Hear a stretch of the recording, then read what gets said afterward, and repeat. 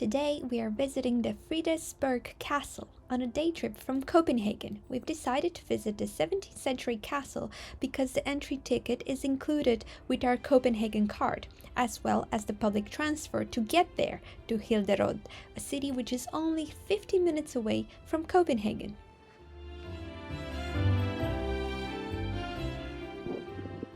To get to Hillerød, take any of the trains available from Copenhagen.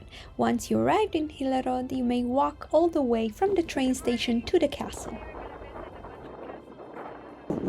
Here I forgot to mount my microphone to my camera. You cannot hear a thing because it was such a windy day. To sum it up, I will tell you a bit about the castle. So, Frederiksborg Castle was built in the 17th century.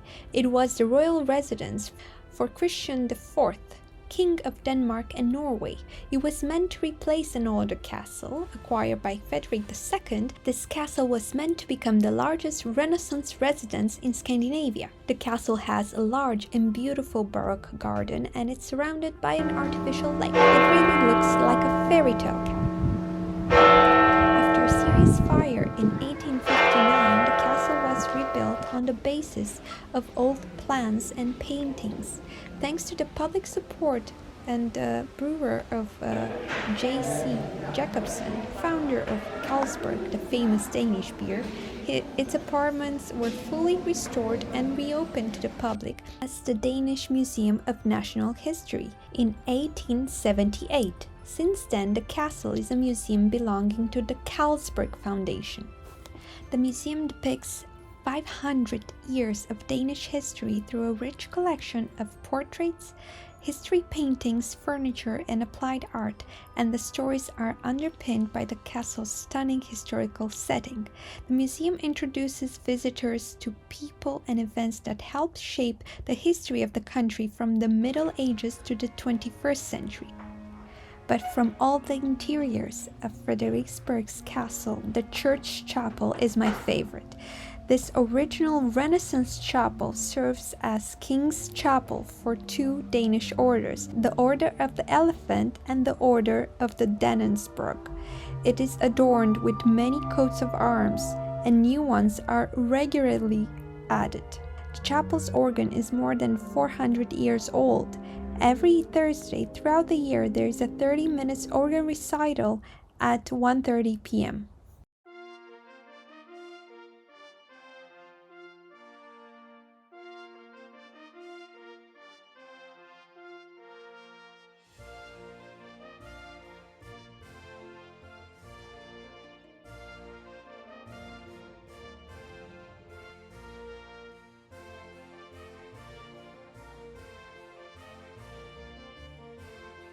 The castle's exquisite interiors and splendid rooms provide a sensory impression of the changing styles and eras and the social conventions at the time. The museum's portrait collection is the largest in Denmark. The collection of painting, busts, drawings, and photographs is constantly being supplemented with new works.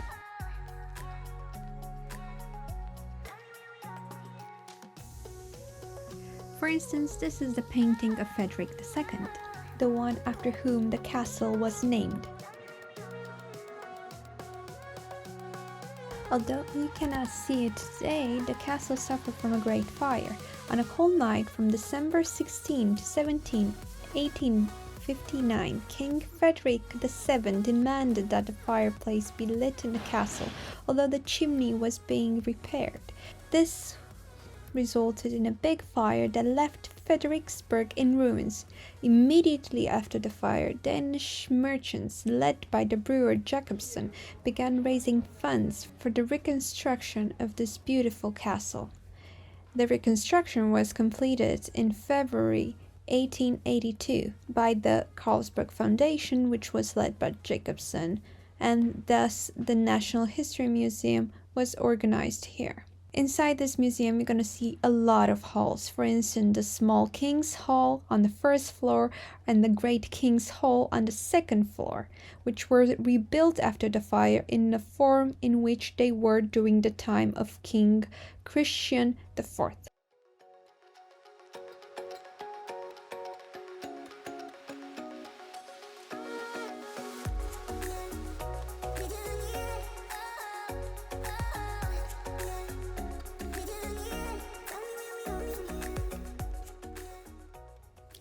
Have you heard about the literal ferry from the Frederiksborg Castle? Well, from Hillerød town center you can sail the most beautiful nautical mile in Denmark on the Castle Lake at Frederiksborg Castle. The ferry sails from Øresund Aquarium to the Baroque Garden and back. The trip takes about 30 minutes. The trip costs 30 crowns for adults and 10 for children. However, one trip is included with the Copenhagen card.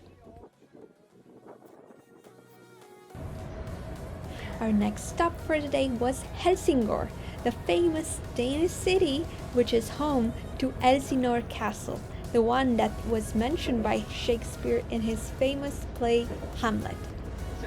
Again, the public transport and this train was included with a Copenhagen card, as well as the entrance to all these castles.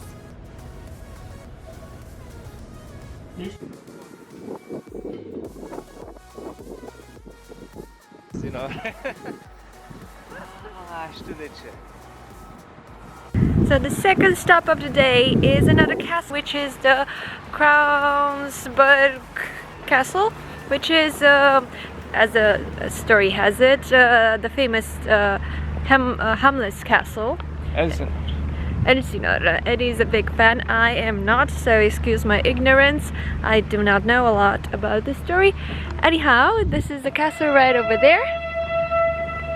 Again, you can take the train from anywhere to everywhere here in Denmark on this rather small island.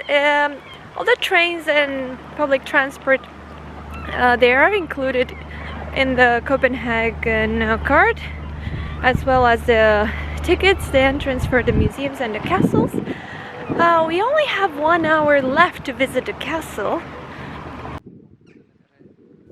And obviously 1 hour wasn't enough to visit a castle, so we decided to visit the local aquarium, which is kind of awesome if you are a family or have children. So we decided to leave the castle visit for the next day so we can have a lot of time to visit a castle and actually enjoy our visit, not 1 hour left till they close and kick us out. So at the aquarium it was us and the kids, and it was actually fun. We got to put our hands in the water and we could touch the fish if we wanted to. Look at this clam over here, it's kind of weird. And yeah, at some point they even had some sort of outdoor activity which included crab fishing. Yeah, and we did good, you're gonna see. Actually, I was really impressed on how well maintained and everything was here at the aquarium. The staff was very friendly, the fish were really taken care of, they looked healthy, and I think it was really important that kids were here just to learn, and they had different activities for children. It was really well organized and really interesting, even for us as adults. So I do recommend coming to this aquarium, visiting it if you have some time. It's also again included with the Copenhagen card, and although it's a small aquarium, it's really nice and fun.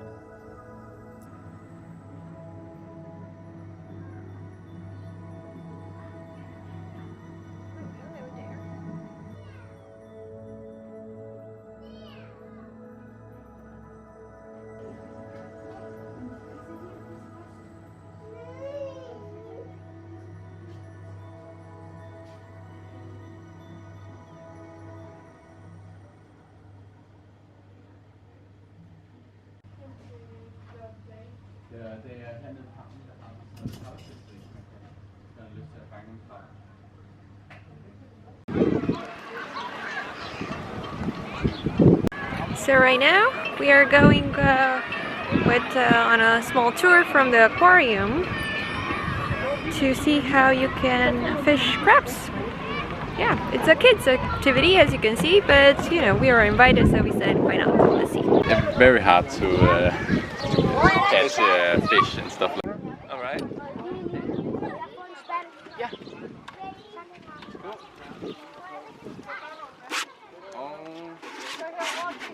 Then you get this bucket to catch. Supposing I catch it. Right? Yeah. And this one. So just scoop it out. Edward. Fishing. Let's go crab fishing. Come back.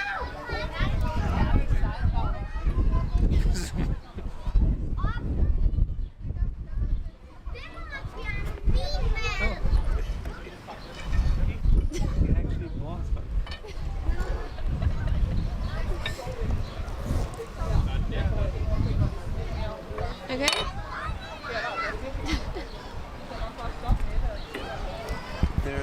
They're biting on it. So what's happening? They're eating my bait, but I guess I have to yank one of them. This is not good. They're gonna eat my whole bait.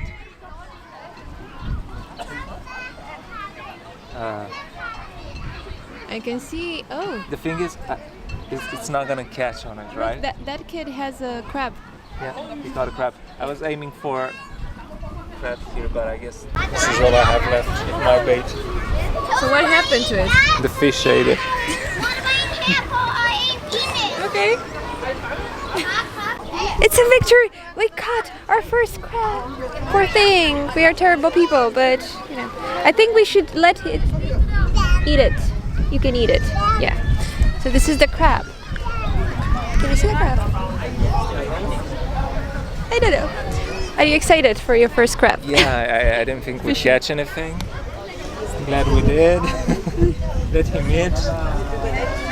Ah, poor thing. See if it's a girl No. or a male. Yeah. If you like see this one, Yeah. it's a triangle. Yeah. It looks like a Christmas tree. That's the way to remember that this is a male. Okay.